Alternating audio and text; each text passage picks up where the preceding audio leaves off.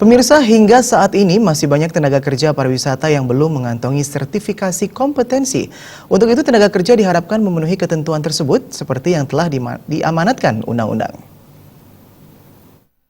Tenaga kerja yang belum tersertifikasi tapi masih... Praktisi pariwisata Nengayase Adi Susanto mengatakan, sertifikasi kompetensi sudah jelas diamanatkan dalam Undang-Undang 10 tahun 2009 tentang kepariwisataan. Meskipun telah diamanatkan di dalam undang-undang, masih banyak tenaga kerja di Bali yang belum mengantongi sertifikasi. Sertifikasi sangat penting dimiliki tenaga kerja pariwisata sebagai bentuk pengakuan skill yang dimiliki dan sertifikasi kompetensi untuk menunjang karir tenaga kerja.